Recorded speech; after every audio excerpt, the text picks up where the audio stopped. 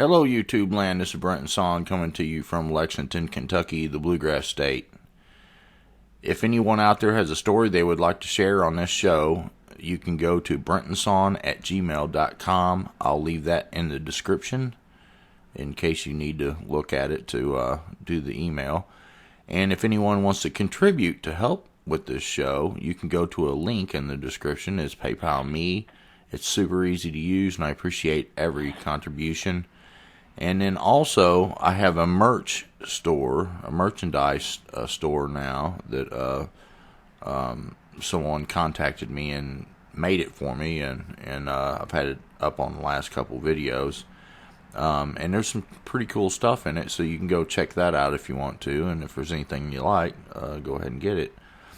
Well, today we have a pretty cool guest I've been talking to several times that has several really neat stories, and I really don't even want to get into introducing what those stories are about, so that you can kind of look at the title and then, kind of tell without giving too much away about it. But we're going to go with his name, Big T, and he's from Arkansas. And I'll just let him kind of introduce himself and say what he wants to say about the area that he lives and what have you. And, whatever information he wants to give on himself, because, most people want to stay a little bit confidential. When you're going and spilling out some stories, it's just not good to spill out everything, and the neighbors might not understand, or your work might not understand, and what have you. And I think most of you all know how that is. But anyway, Big T, if you would, brother, give an introduction to yourself, what information you want to share, and we'll go into your stories in the order that we pre-talked about there. Awesome. Brent, first, thank you for your work. It's good to have somebody out there. Most of my life, what I've noticed in the incidents is that it seems like it takes people 20, 25 years or more to come forward. But I've noticed now that the younger generation that's seeing this stuff is coming forward, which is really good. If you do see that as a young man, you take the anonymity of some of these shows like Brett's and come forward and talk on that. I'm from South Arkansas. I'm in the area, I guess you'd say Fouke, where the Fouke monster was. You can walk from there to where we are, and so it's not unfeasible that whatever was there was here. And then I started looking into this thing about a year and a half ago, just because it's older age, and it's just time for me to address some of the issues. It's the people out in East Texas. They seem to have more and more of them. Their breeding population evidently must be pretty well. But I'm going to start off talking on when we saw a monkey bear, and that's what we call it. When you you didn't realize that what you had saw was a Bigfoot, and you call it kind of a monkey bear, no. And people will kind of understand that here in a little bit. But you really didn't know. You were kind of like me, talking yourself out of making rational kind of decision on what it was. Is that correct? Yeah, that's correct. We're looking at something that was, when we did see it, it was standing still. We, for years, just go ahead and tell your story from the beginning. How you all went camping and all that kind of stuff. Kind of give a much detail as you can. It's a bunch of us. Three of us boys. We were all on the same football team. All big guys, tackles and guards, and there's three of us. And we went down to an old state park, which takes me back to David Politis, in the state park thing. And but we were in there, and there's a little lake, and so we did our fishing had our motorcycles, and And this whole park is so old that it never had water to it. And they've since then everything's fell in, and they just have the concrete pad there, and it's, you know, beautiful woods, big trees, and open, you know, like parks are, but it was closed. But we went there and did our fishing, and, you know, before dark collected our wood and got up on the concrete pad, and back before all these fancy cushions and stuff that you take, back then you just gather up some straw and the leaves, which was thick. It's like 8 inches thick on that stuff. So you gather it up, put it underneath your bag. Well, we'd ate whatever we had done, had a campfire and sitting there, and I was on the high side of it. I liked that because I thought it'd kind of keep the critters from coming there, and my other two buddies were on the side that I guess would be ground level, and we had finished our chat, our talk, everything, and it just kind of burned out, and campfire was actually at a glow. wasn't big, but it was still hot, and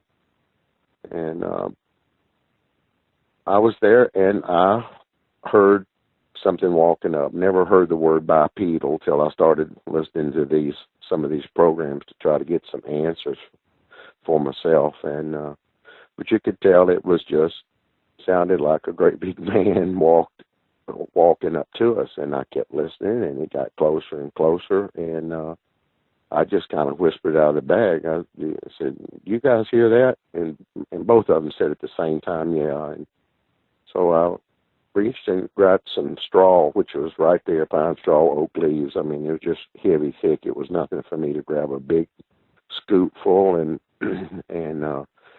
reason we didn't have flashlights is a lot of kids don't realize back in the old days you had those old black cat lights that didn't work, the shake, or you had to have the screw-on battery. It's just a different world, and we had our headlights, and we did all our work before. But as soon as I threw the leaves and the pine straw on there, of course, it just shot straight up. Well, probably 25 feet behind Dan over there, there was two big gold eyes showed up looking at me, and they were just high, I mean, extremely high off the ground. And, you know, people talk about 10 feet or something. Now, that's really so high up there. This thing was probably, you know, looking back, was 8 feet tall. It was just taller than anything. Having been in the woods and lived in the country, you know, you'd never seen that eye that big before.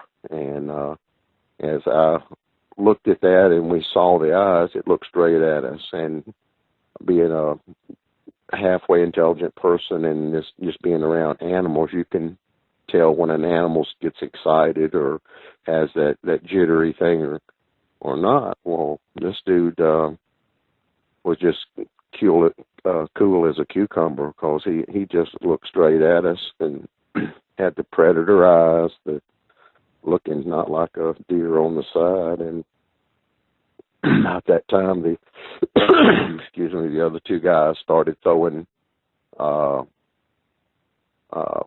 leaves and pine straw on there, and so that, you know, this fire was big. Surprised it didn't burn us up. Well, as all this got up, you could see the short snout on his face, the big eyes, and I just remember him. He would look at us, and then he would go to blink, and Brenton, he would just start closing his eyes, and it would just go close and close and close and close and close, and then closed, and then just slow. I mean, just like taking forever. This thing was just very relaxed. He looked at us. We kept throwing a pine straw and everything on the fire, and the fire got bigger, and you could see him turn his head, look back down, and just real cool. And this is what got me started in there. It was when he turned his head, for you people that's listening on this, both the eyes would disappear at the same time. Again, it's that predator having the eyes on the front, and then as it would come back, then you could see both the eyes on the front.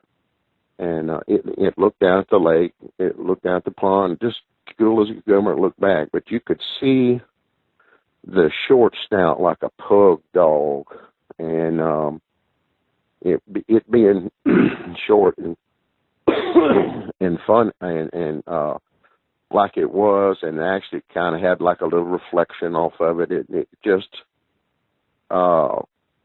really wasn't for sure what that was, and we had our motorcycles pointed. We were on where we could get out, and some of us said, "Well, let's go," I mean, because we thought this was a grizzly bear that had worked its way down into that. Of course, we didn't talk about it at that time. We left all our camping gear and which little we had, which was very simpleton back in the young days. And this was back in 1974. And so we jumped on the motorcycles, and Jim took off, and I took off, and Dan behind me was having trouble cranking his motorcycle, and he wasn't cranking, and I had my brake light on where I could see him, and thought, well, it occurred to me that, well, two things occurred to me. One thing occurred to me that he's a big old tackle, big guy, like 270 pounds, that probably the bear was probably laughing, saying, looking at that big boy riding that little motorcycle. But in my mind, I was thinking that if the bear attacked him, I would just honk my horn and just turn around and drive straight into him, and maybe that would get the bear off of him if that was it. And so we left and went to a nearby town, school, built a fire, and, we started, talking about this thing. And what basically we concluded that night that a grizzly bear had its way down here to the south, and lived over by Texas and Louisiana in the corner, and that he had been shot through the nose. That was the first thing that we had talked about, because the nose was short and squat. He didn't have the bear nose. He was black as far as we can tell, or dark.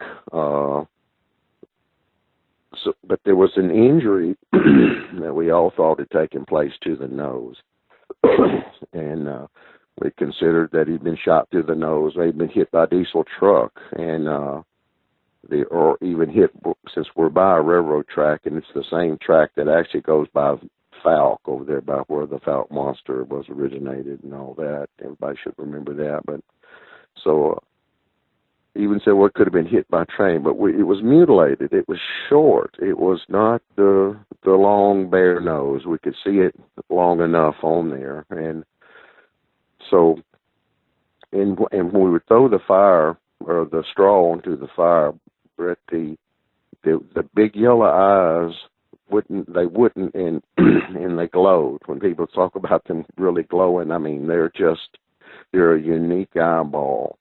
I've never seen another one out there in all my years, and I'm over 60 now, far over 60, and you just don't see that. But not only were they yellow, but maybe because of the straw or the type light that it put off like that, it also had a white line down the middle, like the sun.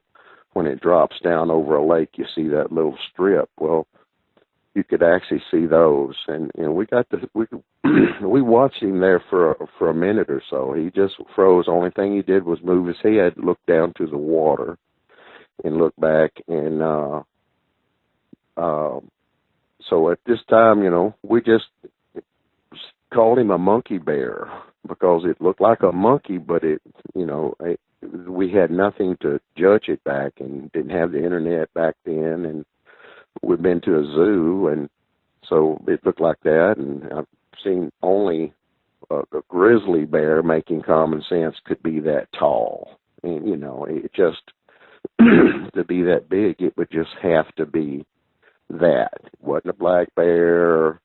It wasn't a man in a suit. And it was, when it walked up, it was heavy, and in that old forest there, it's stepping through probably 6 to 8 inches of old leaves and straw that had been there. So it made a lot of noise coming up to us. And so I basically thought that this was just a bear. So we had a grizzly bear within this area. And that concludes the whole thing there. And thinking it's a bear, we really didn't think anything much about it. We went camping back at the same place. I built a got some dead cedars, and put back there behind me. Made me a noise trap back where I usually sleep on the concrete pad, and so that if anything walked up, they'd make noise and make it up. 2 weeks later, we was back camping there again. We thought, well, this time it's gone, but they had shotguns, my buddies did, with slugs, and I took my 30-06 and had a 44 Magnum I put in the bag with me, so if grabbed my bag and pulled me away from my rifle, these other guys would be shooting at it, and I'd shoot through the bag, whatever, and it's just kind of a bear. Bear is spooky, but it's just kind of really not. And so for most of my life, for over 40 years at least here, I had just considered that was an experience with a grizzly bear that had worked its way down south. And so, just deal with it. It just wasn't spooky. I mean, bear's part of nature, and you're out there. We got a freak one down here. 3 of us were armed, so this next time, we'll put some bullets in it. But what I saw was flesh. I mean, it had. There's no doubt that this thing was there. If it would have come back in 2 weeks, Britt, I would have been able to show the world this big monkey bear, because I'd have put a 30-06 bullet right through his eye, and I'd have dropped him just dead as a hammer. And so that kind of started me out. I didn't really think about anything else. I wasn't a spooky person. I had coon dogs. I hunt at night. I had deer hounds here, which, you'd run at night, and when it was quiet, you could hear and all that. So it didn't really bother me. So, but that leads me back into 2 years later, and why I'm talking to you today on the show.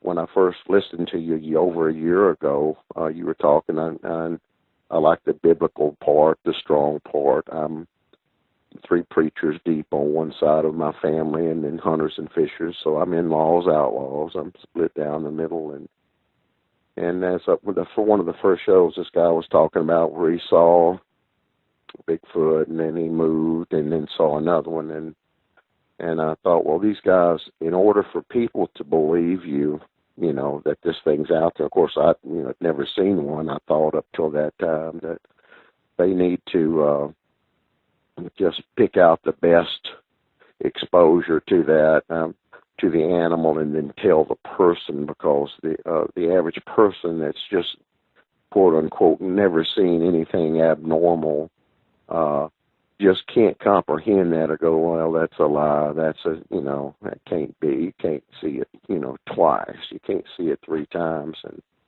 I thought about calling you over a year ago just to tell your people like that maybe they need to kind of back off on some of the details and the other sightings in order for the audience to comprehend that. You just can't. Person that hasn't experienced that, just can't imagine one person seeing more than one, when that guy might reason, well, I haven't seen any, and I've been in the woods. So everything rocked on. I had my hunting dogs night, and hunting, fishing, right back, same place, no fright about it. But then come 1977, at that time I finished high school, and I was actually going to work with my father, and so like 7:30 in the morning, I'm driving down Main Street of this little town, motel, little hotel there it had, and as I was driving absolutely down the Main Street, out of the corner of my eyes, I looked down on the floorboard of my truck,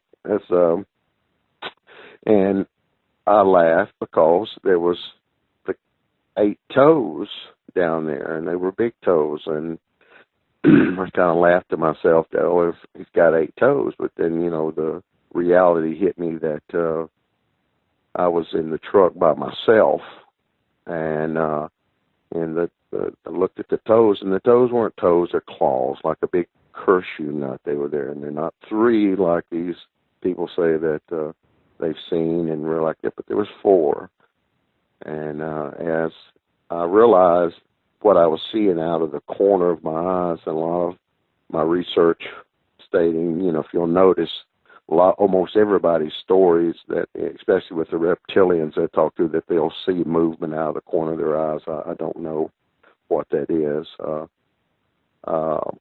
But as I watched, I looked down the foot, you could see the different size scales. I mean, they were perfect on top of the toes, little bitty tiny scales, and bigger up the foot. And then there was the calves, and there was this monster leg. And as I kept looking up, because I was driving too, but I was looking at the corner of my eyes, kind of watching this thing beside me here that had just basically appeared to me. Whether it'd been there, who knows? You could just see everything was perfect. I mean, the thighs had big scales, and on his hands it looked like he had like a black pyramid on both of his hands. I never embellish anything, because this was a serious event in my life. It's after seeing one, you kind of look for them, and this was 1977, but you could see on both his hands he had, and they were hands. They were on both of them were on his thigh, and listening and to talking to some of the other people that have had experiences like that. That was supposedly a sign of submission, that the draconians or whatever, that they do that between each other. Keep your hands down, never raise your hands up, and that's an offensive or an attack or whatever. But he had his hands there on his deal, and I watched his arm. I remember looking up at the big, massive arms and the shoulders, and as I looked at where his butt was, it was just literally jammed up. His knees were up above the window, the dashboard, what I'm saying.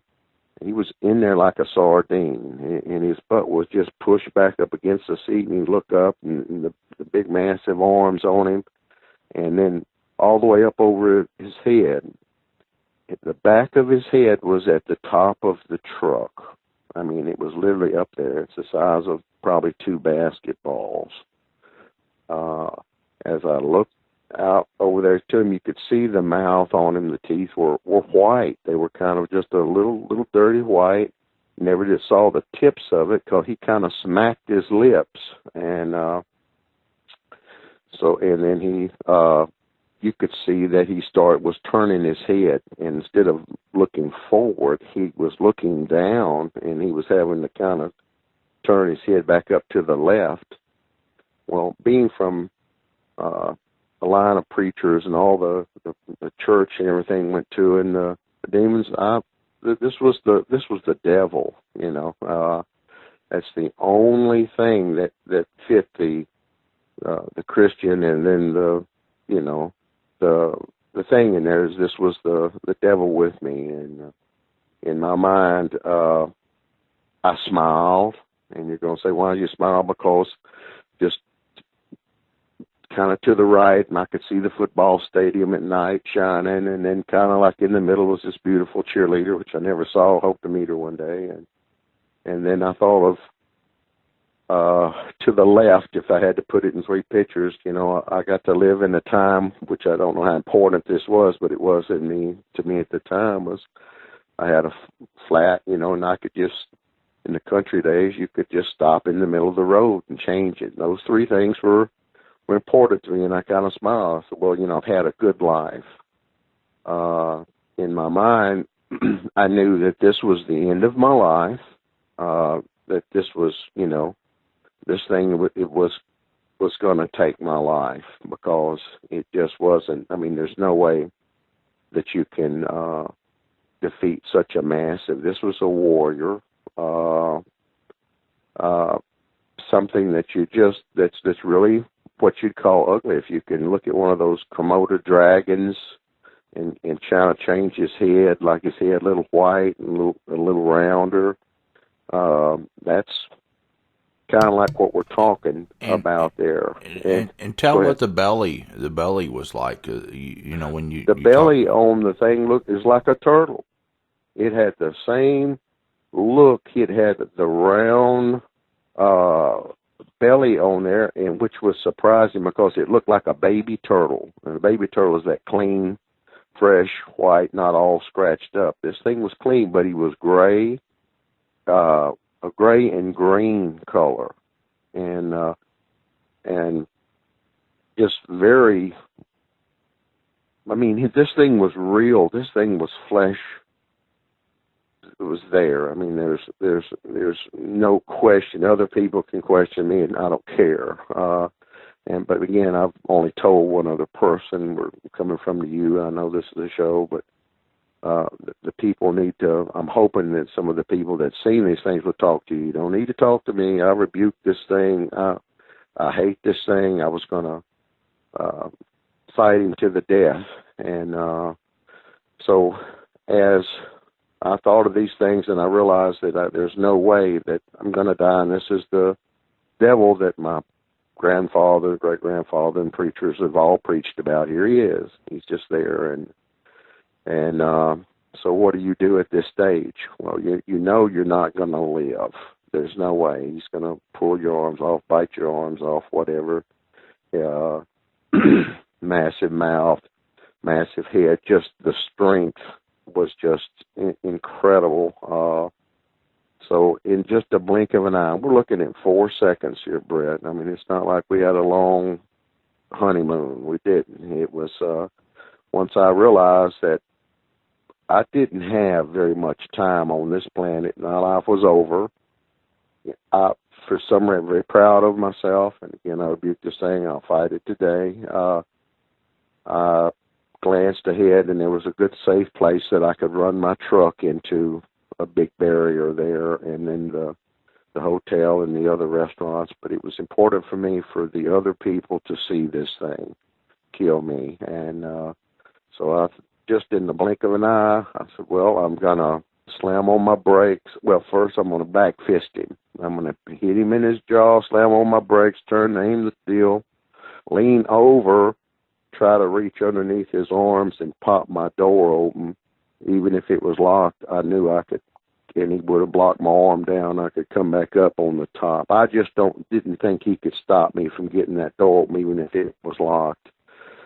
So I came up with a plan like that. Don't know why I was able to compile such a complete plan, and then I was strong enough again. Like I said, I was a big boy tackle, just straight out football strong. I could put my feet to the door, and regardless, I could push his butt out that door. If we could get it open, and me and him would be out there in the middle of the street, and the other people there at the 2 restaurants and the motels that were going in and out. This is 7:30 in the morning. They would be able to see this. And so once you kind of got this plan and I went to back fist this guy. I'm a martial artist. I've had since I was a young man, and again, I was strong. So, and I said, well, here it goes. And so I pulled my hand off the wheel with the hardest fist I could make, and as fast as I could, and aiming for the jaw. Naked-handed, the jaw was the only weak spot in this monster.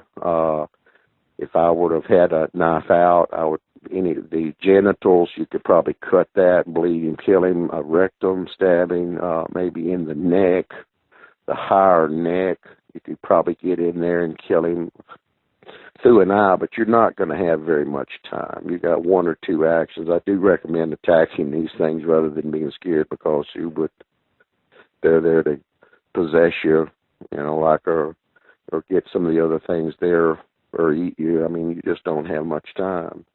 So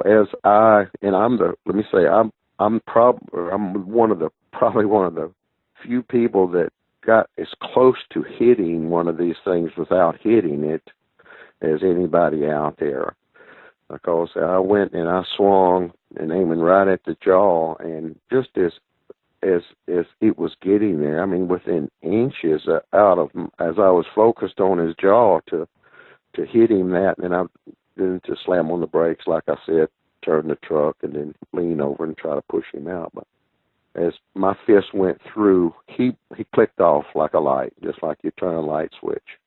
My hand hit the back of the headrest that was in the truck, and thought out loud, wow, if I'd have missed that headrest, I'd have knocked my window out. Now what am I going to tell anybody? And as my hand went through where he was there, right on cue, best back fist a man ever did in his life, and there wasn't no mist, it wasn't cold, it wasn't warm, it just simply wasn't there. And the truck is this thing's weighing 600 pounds because it's just such a massive, heavy-looking thing. The truck never rose up.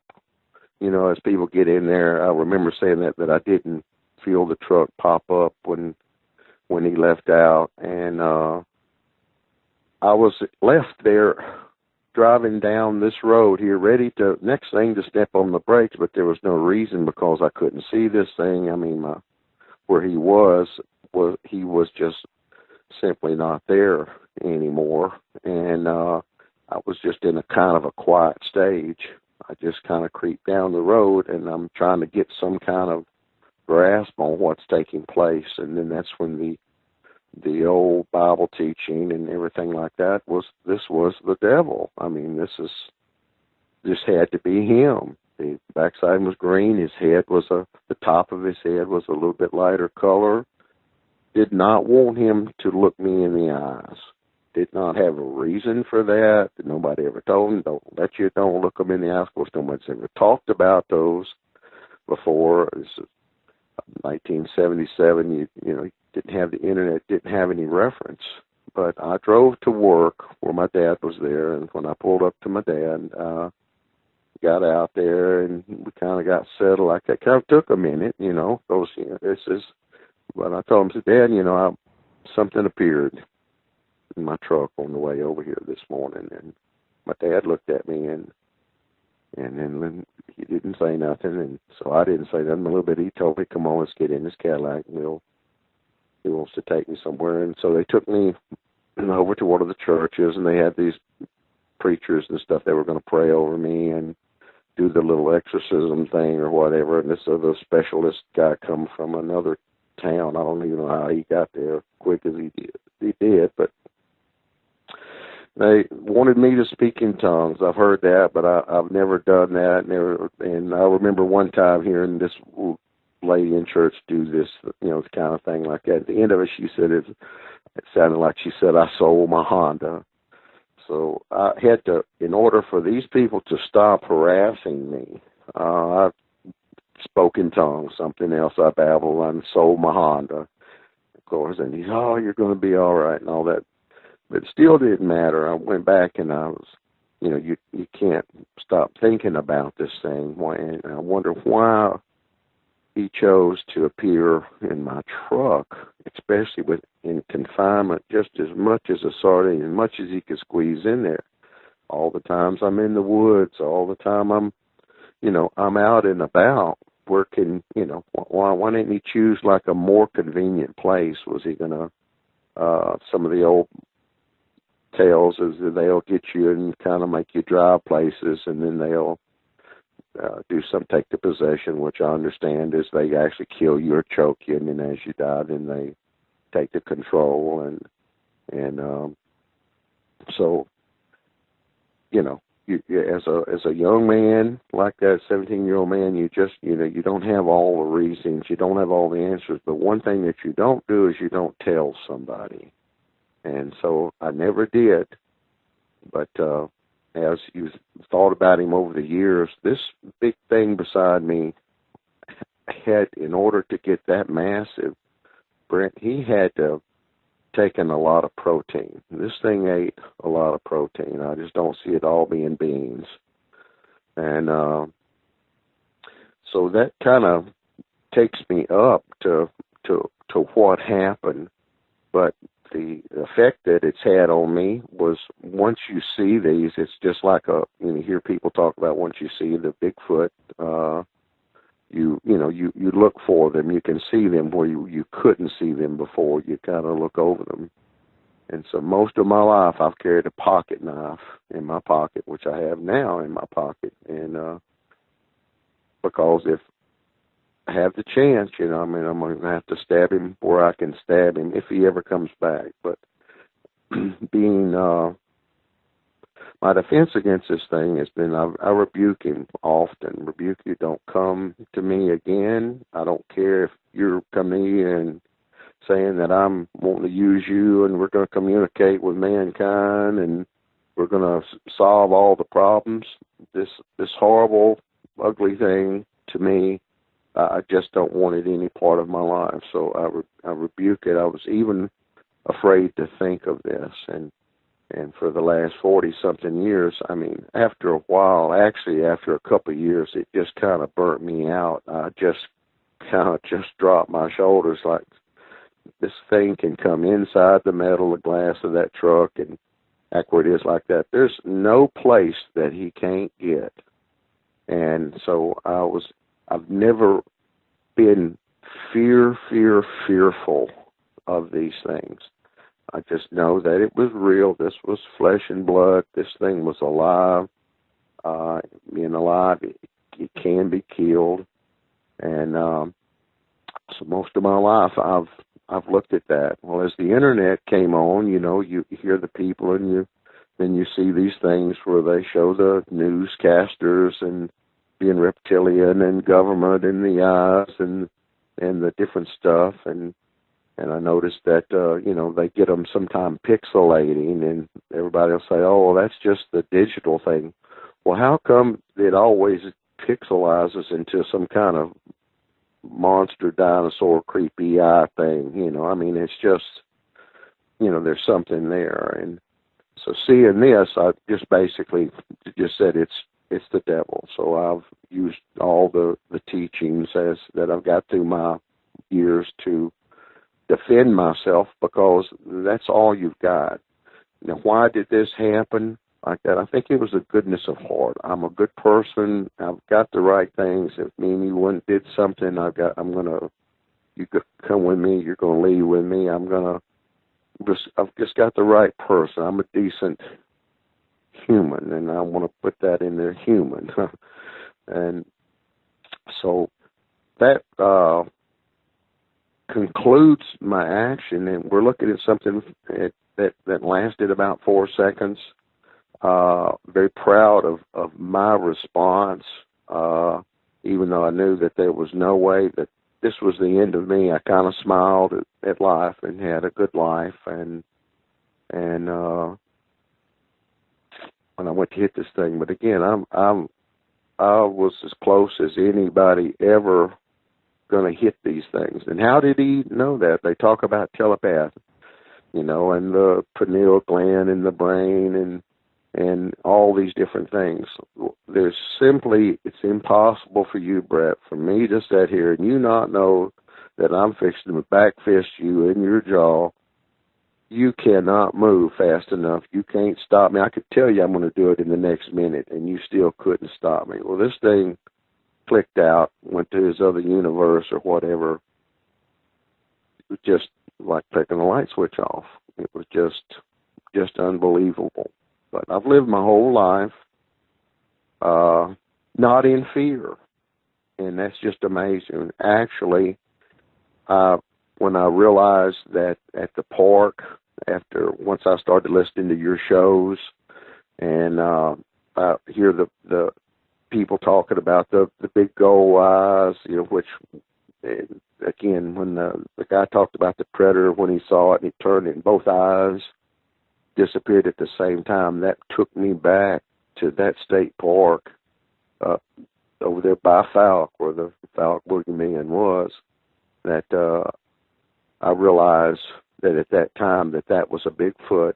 And then I kind of made me think, well, maybe I'm wrong to tell these other people on their stories that see him multiple times, or even see both of that, but that, for it to come forward. But the biggest thing here is that for the young people in the people that see these, whether it's a reptile or whether it's Sasquatch, Bigfoot, whatever you want to call it like that, it's okay to come forward.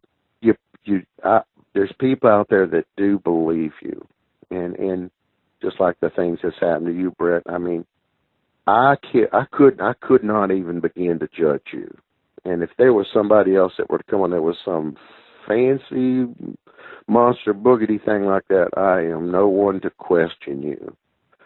And because of the things that's happened in my life, and it's because of that. But I never could figure out, Brett, why he chose to be all jammed up, confined in that truck cab with me.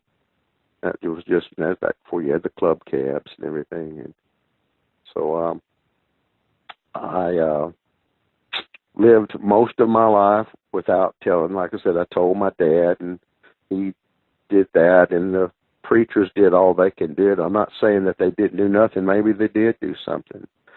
But the things never come back. I rebuke you now. Don't come into my life. Don't want nothing to do with you. He can be right here beside me. I could be in the shower. I could be asleep.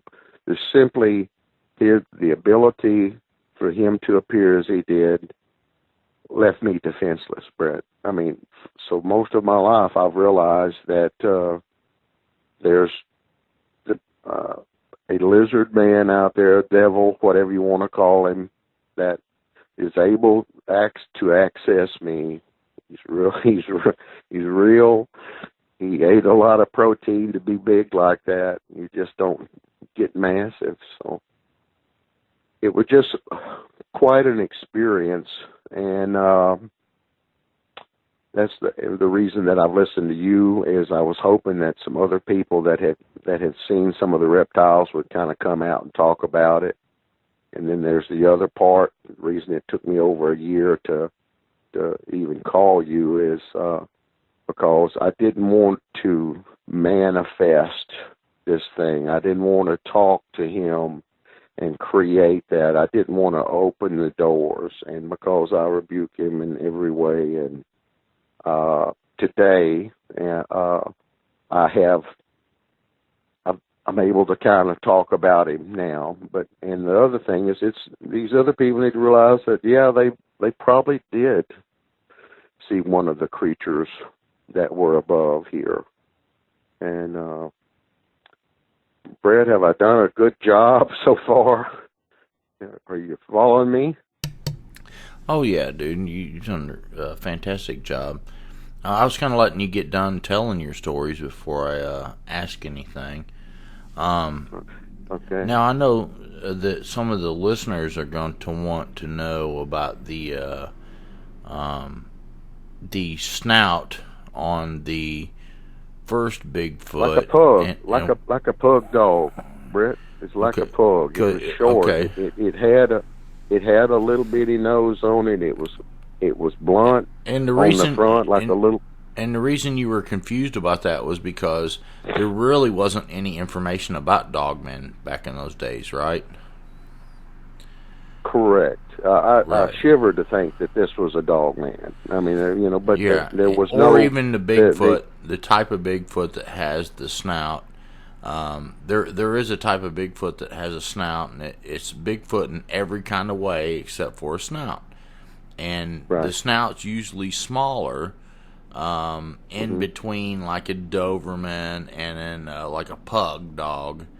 Well, that's what this was. Yeah, right. So it's kind of like very, very, very, very clear that it was short, and the reason that you could see that is because when he would actually one time when he turned his head to look back down at the lake, you could you were got looking a real good view. You were looking for more like a bear snout, and a bear snout's kind of in between. It'd be long and pointed, like kind of like it was a little shorter than a bear snout. Is that correct? Yeah, it was quite a bit. It was quite a bit shorter, and that's why we just thought it had been shot through the nose. Somebody had shot it at it and then hit it through the nose. Maybe that's the reason it traveled south. Who knows? Did you get a decent look at the legs? No, no. All I could tell was there was a shape there. It was standing, this word bipedal, I didn't even ever use that until listening to the shows. But it was just standing there. Did I see the hands? No, we were fixated on these glowing eyes, and that looked like they were 8 or 9 feet off the ground, dude. Yeah, so that's kind of one of the giveaways there. What it seems like to me that here's a thing that has big glowing eyes. That is maybe 2 inches, maybe 2 inches, Brett, maybe 2 inches big. Yeah, and it's way high off the ground. So to me, it sounds like a Bigfoot that has kind of the yellow type eyes, and you get some of them with like regular type eyes in the daytime, and then you get some that have yellowish type eyes, white light coming from the eyes. But interesting thing that you were talking about is that they were the yellow type with like a slit that had almost like a snake eye deal, but the white was coming from the snake eye part.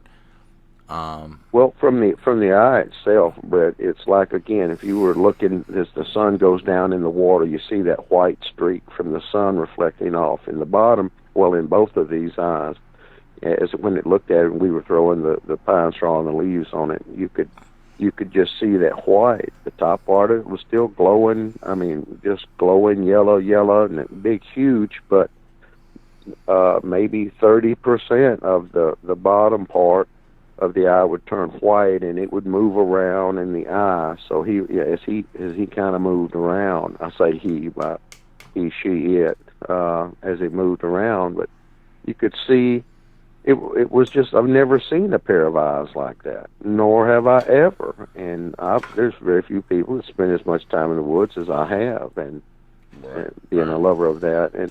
But I'm glad that I didn't see that as this big monkey figure, or because it would have probably destroyed 40 years of me enjoying the outdoors and stuff like that. Because look, it is a spooky thing, and if it's here and it's in Washington, if it's in Georgia and everything like that, they're here and they're in Florida and stuff, and all these people. I mean, that's just the only thing it could be. I've never seen one of the big bears, the Kodak bears from Alaska, or any of those the biggest bears, but this was the biggest living thing that I've seen. Now, the reptilian. And what was interesting, though, is that you lived close to the Falk, Arkansas area, where that the famous movie and stuff came out.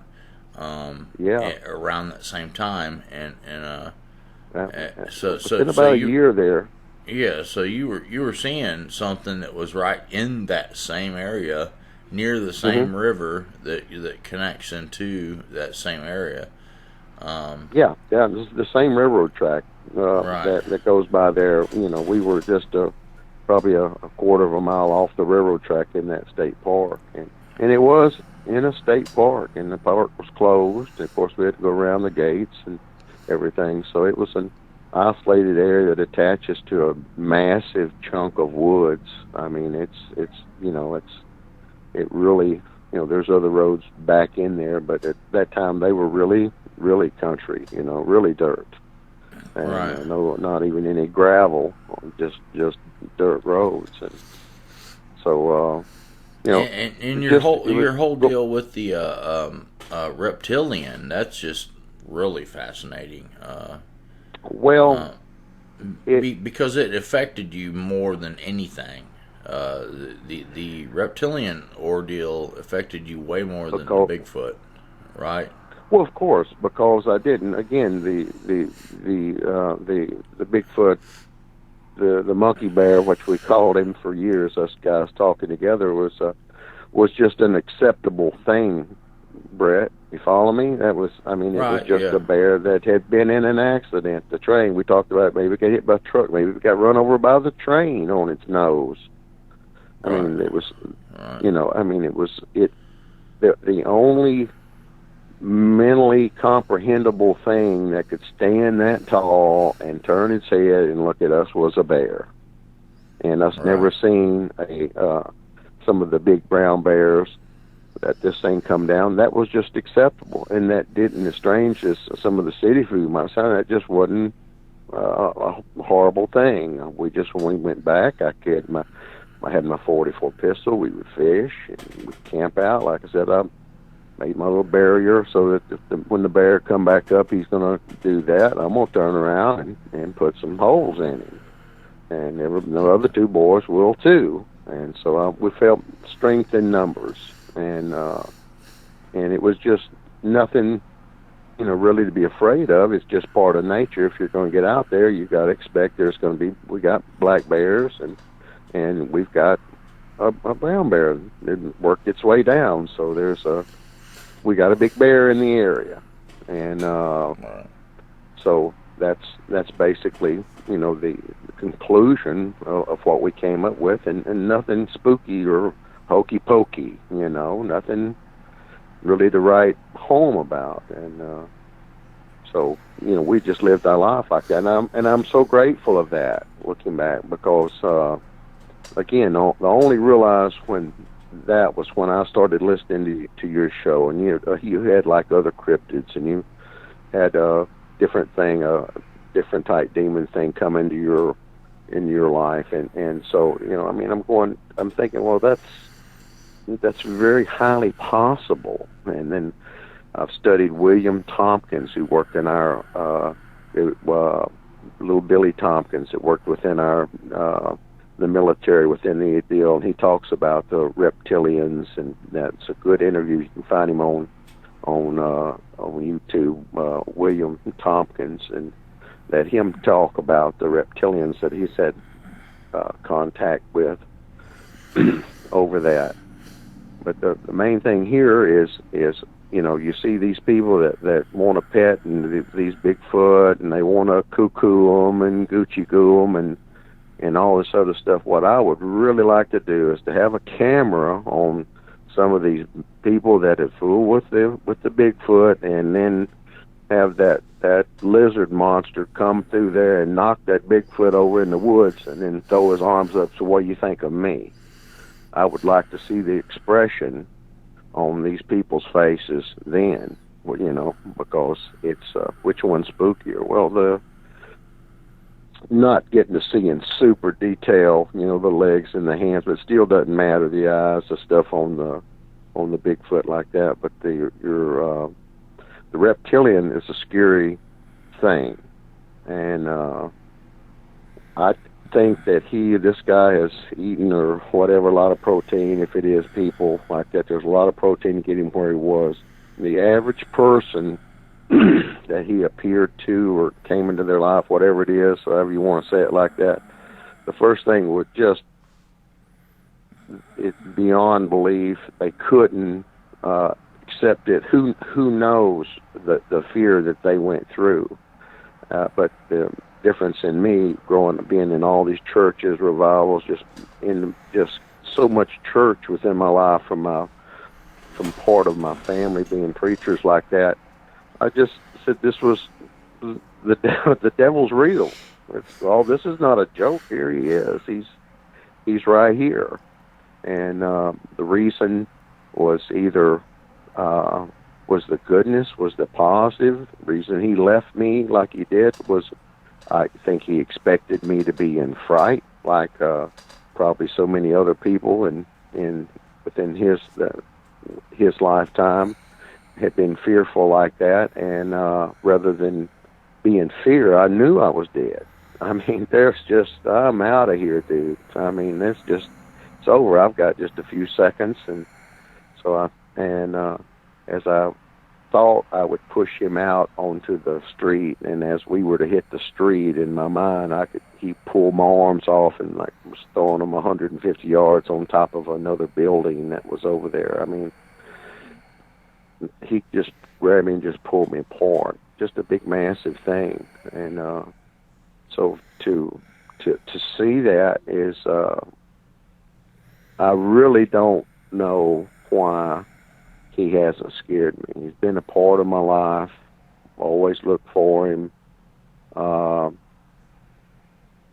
and never saw him again. But at the same time, I'm rebuking. I think some of the innocence of being young, good heart, not accepting him, not being afraid. Uh, One of these things that appear to people that in the the ones that know that have seen them and stuff like that, and the ones that will be seeing them in the future. You're just going to have to stand your ground, and I would go do the prayer thing, do the positive thing, do the smile. The worst thing I think to do would be fear. I think according to all the people where they do the sacrifices and they scare the person and it gets that thing in the blood that they really like. I didn't have that because I never did. Rather than get fearful, I went into the fight mode. There was no way to flee. He could just reach over and grab me. It was just no way for me to jump out of the truck that I thought. Just a limited time. What do you do?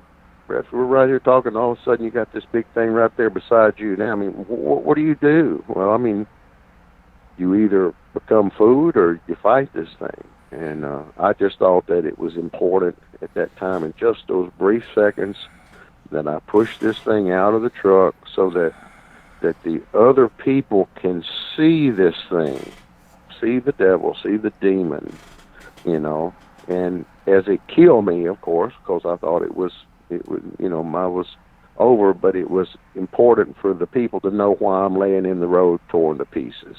And so, I've kind of looked at this thing all the way through, and I was, by consequence or lucky, whatever, I came across you, and I was listening to there, and the demons and stuff, and again, I was hoping that more people would come by and talk about the reptilians, because listen, Brett, there's other people out there that's seen this thing that are not talking, okay, and it doesn't help them, it doesn't help us by not talking about it. So if anybody that has a reptilian encounter with this, I don't think it's the devil. It might be his cousin, but I think it's just a reptilian species, and if you'll study them, they've got some miraculous powers. But this is not magic. I don't believe in magic. I believe that this is a technology. He used that. Over the years, I've even joked with myself, thinking that could be two reptilian kids playing with some of their high-tech stuff, saying, let's just drop an old monster or an image of us in there in an old truck with me, and let's just see what'll scare him. Who knows? I don't have an answer, and I've looked, but I'm still a good person. I'm a good heart, and I rebuke this thing named God, whatever the God might be, whatever it is. The good powers on me, the innocence, the goodness of me is what saved me, and the ability to not be afraid. That was what has saved me. So when you come into contact with this thing, the last thing you can do is, first of all, do what it wants to do, because I don't see it being anything positive. Again, this thing never talked to me. It smacked its lips, and as it went to turn me, I just knew that I wasn't going to allow this thing to look at me. And the sooner that I reacted, the higher chance that the other people could see this thing out in the road. And but there wasn't, I accepted death with a smile, Brett. I mean, I'm very impressed with my response, because if you were to sit down and have time to think about it, or if you were to see this thing from across a field coming at you, it would be scary. By the time it run over there to you, who knows what might have happened? Maybe I just didn't have enough time to get scared. I really don't know. But that was there's that was quite an experience that has been a part of my life, every day of my life, everywhere that I've gone, all the times, and been hunting and everything. And what I would like to see, Brett, is I would like to for some of the people to go ahead and come forward. It's okay. You're not nuts. Okay? When you see one of these things, you're not crazy. You're not nuts. And contact you or something like that. I'd kind of like just to hear some more stories on that. And by me maybe coming forward, I've helped you on that. I don't know how much telepathy or anything like that, but nothing else has happened in my life other than one thing that I talked to you about, and that's when I was preparing. In the Bible, it's the God and angels and stuff talk to the people, and I don't know if all of it was visual or in person, or if they said through spirits or whatever. But I was preparing to go out do some work on a deer stand, and as I was getting ready, had a voice that said, "If you go, I'm going to drop something on you." And I mean, I was flabbergasted. Am I really nuts now? It just, and so the power for me, I'm just no way. And so I just with a vengeance, I was gathering my chainsaws and my stuff and cutting out there. And then, boy, I'm not going to let this crazy voice in my head rule me. And then it said it again. It's the exact same thing. If you go, I'm going to drop something on you. And like 2 times, well, I've got to go now because I'm greater than the universe. And so we went and worked in the woods. I was by myself, and I had to go down another little old railroad track to get there where I was hunting that day or working. And so I worked. I had a tank of gas, run it through, and so I went back to my four-wheeler and sharpened my saw, put my oil all in it, and of course I was always looking around because I was looking up to make sure I didn't get under anything, a rotten tree or anything, because there's something unusual had just happened. So as I got my saw ready and I looked and I started to walking and I took 3 or 4 steps and then it hit me. Just turn around, go sit back on your motorcycle for 15 seconds because you didn't think about it ahead. And now you beat the universe or whatever that voice was because you didn't think about it till now. He couldn't have thought about it till now. And so I went and sat and I counted to 15. Then I walked back and I was kind of chuckled in myself because, because this was only thought of just at that moment that I had thought whatever this thing that had visited with me. And so I cut three little trees down, and down the side of my face, I felt like a big limb. It scratched the side of my face, almost broke my collarbone on the left side. Just a horrible impact coming down in a pinch. I thought that I had one of the black bears here had bitten me on the shoulder, and so I revved my chainsaw up because that's all I had. I was going to turn around and stick it in its guts and let me make it turn loose. So I revved that up, and then as I was spinning around at that time, of course, it had let go or whatever. The impact or it had already occurred, but then the second it took for the saw to rev up completely, then I turned that to the behind me, and there was nothing there. So I said, well, it's one of the mountain lions. There's mountain lions here too. They say there's not, but I've seen 2. And so it's a mountain lion, and then went into maybe it's a bobcat, but I ended up with my saw running wide open, me standing in these woods semi-open, seeing a long ways, and everywhere I'm looking, I'm looking the wrong direction where he's at, and I remember the saw running, me looking all around, it's running, it's coming back, no. And So I remember letting off that saw, and then the pain. Of course, I couldn't see. I looked on the ground. I didn't see anything, and uh,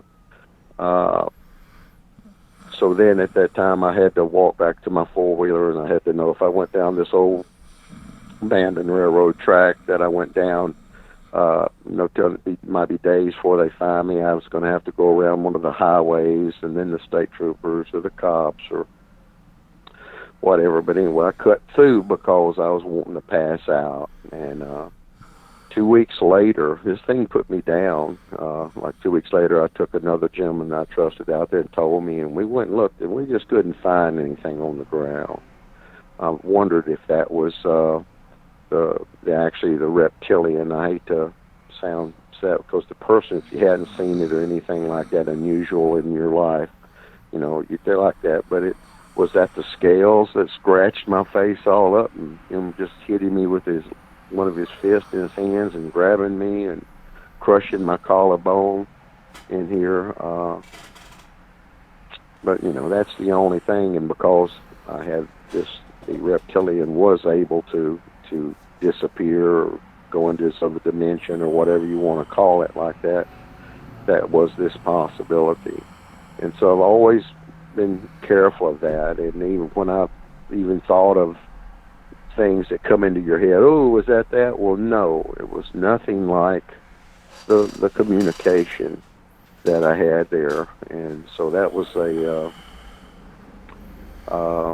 little adventure in itself. I always kind of kid myself that that's where God lives, just where I hunt out there, because he taught me a lesson. You listen to that, but if that's never happened again, it's never told me that. But I just don't know, and I know that these things, the reptilians, are supposedly wanting to look for people with bright. I have good intelligence. I'm not crazy, I don't think. I'm able to do these things, and so if they're looking to possess or whatever, I was a good specimen for the guy, and maybe he'd been with me all these years, and that was his only time that he talked to me. I don't want to get crazy or anything any more out there than what the average person can understand.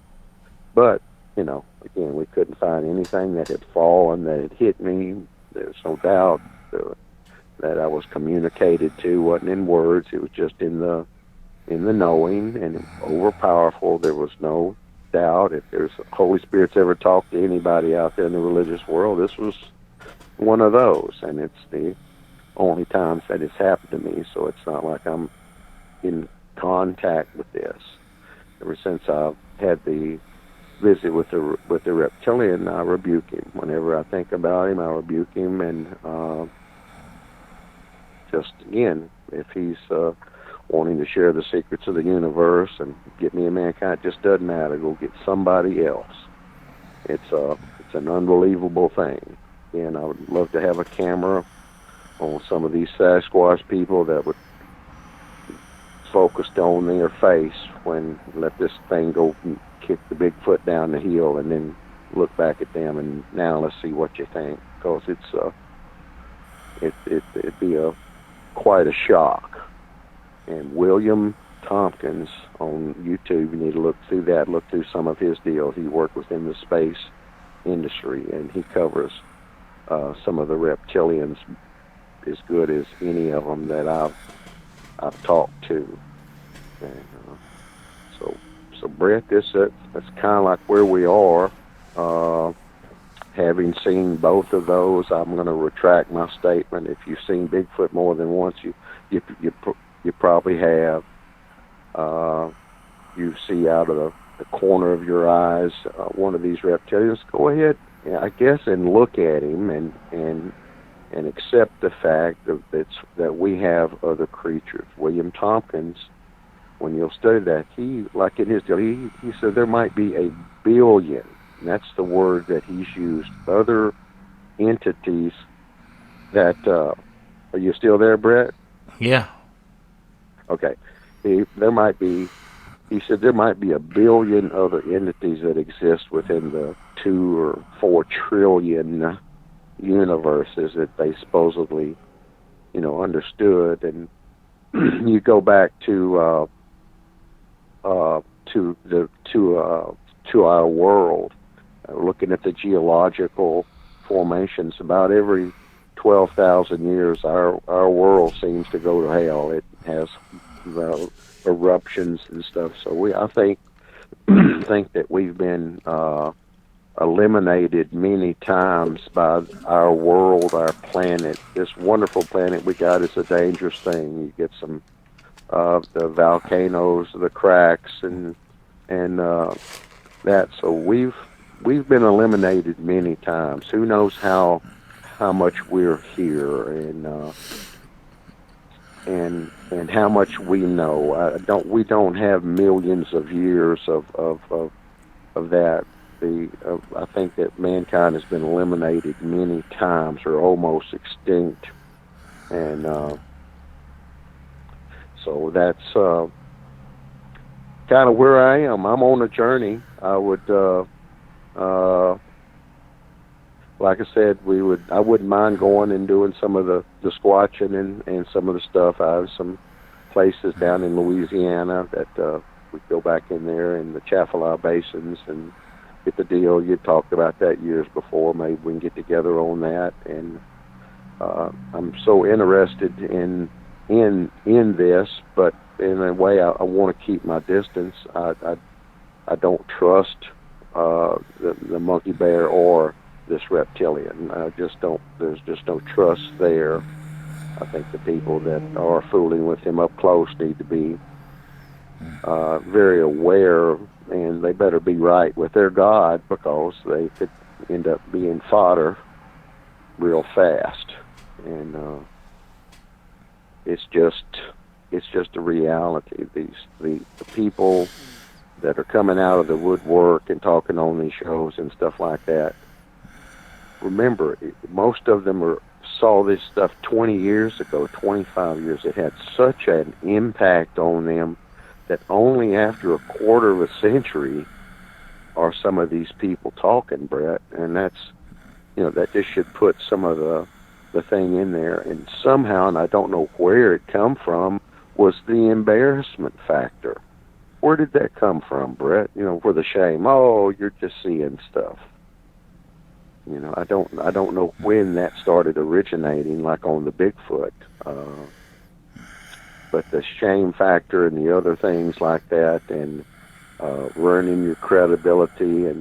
But you go back to the archaeologists that say that we're older than what we are. Their lives were destroyed. If I would have come out like that, I would have been, rather than who I am, I would have been called a fool. Look, there's that crazy guy, Well, so in the year that I've listened to your shows and the other shows, that a year and a half that I've really started paying attention, again, it takes people 25 years to talk to you. So I'm hoping that some of the newer people that come in contact will be able to come forward. It's okay. It's okay. There's some people you're never gonna convince, and then there's some of us that you are. There's some of us that you're gonna help, because they're going to be able to go there. I think stand your ground is going to be the only way that you're going to survive some of these Bigfoot things. No eye contact, no gesture. I just don't know. But I wish that some of these people with the Bigfoot would see that. And one other thing, I guess, to close, they talk about following these Bigfoot tracks in the snow and then just disappearing. Well, if the reptilians can control 70% of our military, or any percentage of them in anything like that, they can. And if he can vanish out of my truck, he can vanish out of that snow. It is possible with me for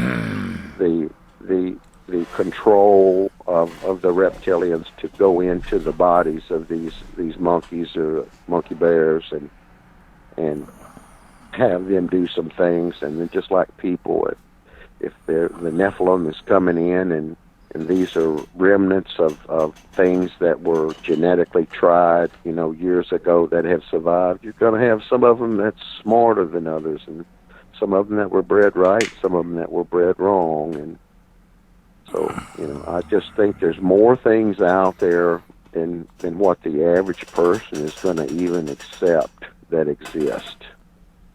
And I know that we've got a big thing out there that looks like a monkey or a bear, monkey-bear cross, which they call the Bigfoot, and we have a reptilian species that is able to come in and out. The Prime Minister of Canada, if you look at some of his deal, he's came forward and talked about the reptilians that were able to talk, that were able to go into different dimensions. So for the people out there, is look at the Prime Minister of Canada. He talked about these other dimensional reptilian beings. He's one of the few people that I've got. So, Brett, at this point, have you got any other questions for me, pal, that we can kind of cover with like that? I just think that we got, just like anything else, some of them are smarter than the others. If the Bigfoot can be possessed, if a man can be, so can these Bigfoots. And but anyway, I just don't have the clue. You listen to the other people, and the more that they learn, the less that they seem to know. The ones that I respect out there, and but that's where we got, my friend. I mean, these are the things that's happened in my life, and I've called to share that, and I'm hoping that someone will listen and contact you back on the reptilians. That's where I'm really interested in. They're the scary boys on the block, not these Bigfoot. Where are we at now, Brett? Well, I think you've done really good, dude. Thank you. So, in a way, I think that just wrap it up. And if there's any more you want to say about anything, that it'd be fine. Well, no, not at this time. I mean, I've pretty well covered everything that I know that's just absolutely undisputable real in my life that has happened. These are not there. It's not anybody says, well, like, you're smoking weed or something like that. That's that's just not even in the question. That's these were living things. And again, don't know, again, the speed of the Bigfoot people talk about is phenomenal. Being attacked by that, it's just a horrible thought. You got some being overpowered. If the reptilian is there, again, of course, not being able to touch him and push around on him and find the weak spots. If you get a chance to stab him in the groin or the rectum or the neck or the eyes, that would probably be the only place. And he's going to kill you. You're going to die. But you got a chance to take that sucker with you. That's the only chance that I would say on him. Biggest thing is stand your ground. Do your praying, do your positive things. I don't think they're able to comprehend, and the sheer fact that the lizard guy here was faster leaving than my fist leaving the steering wheel to hit him in the jaw is just unbelievable. So, and I think that some of the reptilians were the demons that the people talk about in the old Bible. It just has to be. But again, that's the me having so much preacher and all that teaching, just being bombarded with that, and most of my life, that's the reptilians are probably some of the demons, but there's maybe more than one. I don't have the answers, my friend, but I think I've shared the basis with you as we close out, and I would like to see the people with the reptilian that have encounters to contact you, and I'll listen to your shows, and you can get me a call back. And the other thing was, I'm working with a gentleman now that the Bigfoot seem to be able to detect this passive infrared lights. You know how they move it up, these light sensors, and the other deal.